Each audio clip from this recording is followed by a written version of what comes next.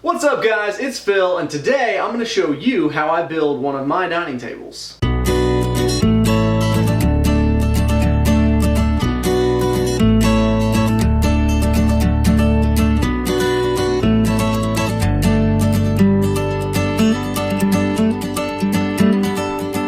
now it's time to do the breadboard ends for this table. So what I'm going to do is get this table, it's already been flattened, the centerpiece, but I need to straighten off those ends. So I'm going to start with the really jagged edge, make sure I've got a perfect 90 on both sides, and cut across there. Then measuring from that point to the other point, I'm going to cut my table to the exact length that I want it to be across the center, taking into account the two breadboard ends for the final width. I've also got the breadboard ends already cut and planed, but they're not cut to size and they haven't been straightened yet. The reason I waited on that is because I want to be able to match the freshly cut tabletop end to the freshly cut breadboard end, so there's really no point in straightening it out ahead of time because my jointer and my track saw may not be exactly perfect with one another, and I do want this to be perfect. So I'm going to be cutting both of these using the track saw just because it's easier. You can't exactly put a whole tabletop on a jointer, and I'm going to get those cut nice and straight and start cutting the dominoes to mate them together.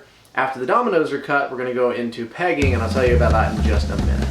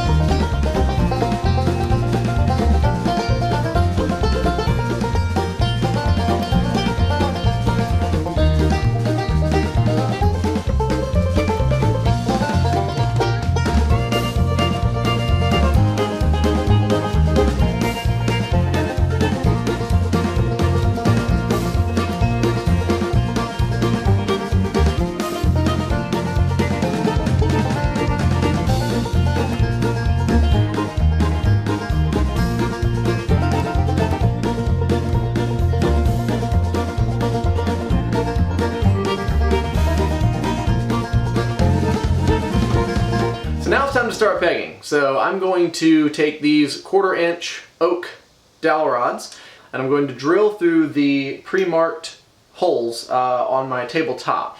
I like to do them in the tabletop and in the breadboard end as well, partly just for the look and partly just to make sure that that domino that's now inside of the tabletop has nowhere to go one way or the other once it's unclamped. So here's what's happening. In the tabletop and in the breadboard, I've got these holes cut out. Now, there's not a center hole yet right here, but there will be when I drill through it. The tenons that I just stuck in the tabletop and the breadboard are going to go together.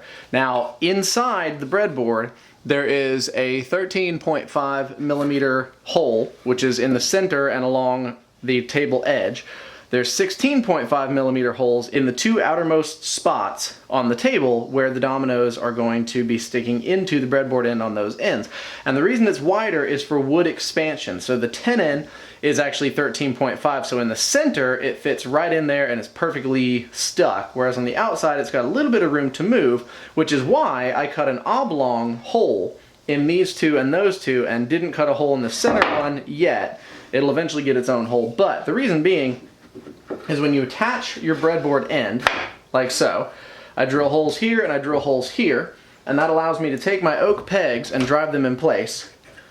Once those are in, this center peg isn't going to move at all, but this peg allows that tenon to move left and right inside that hole without releasing the tabletop this way and without causing it to just hold tight and stress and crack. It allows for wood expansion, and that's one of the best reasons to be using a Domino XL on a project like a tabletop. You never ever want to use pocket holes when doing a lamination like this. They're just not strong enough and they don't provide the right kind of joinery. You'd be better off actually just gluing the table together with nothing, but if you want to use something, I highly recommend the Domino XL. If not, then you can use dowels. You can even use a biscuit joiner, and you can actually do a process called ribboning or splining, which is where you cut a channel in each board and then you put a 1/4 inch piece of either MDF or solid wood in that channel, glue everything up, and that'll kind of help as well. And I've got another video on that I'll be posting later. Once the pegs are in place, I'm going to cut them flush and allow the glue to dry.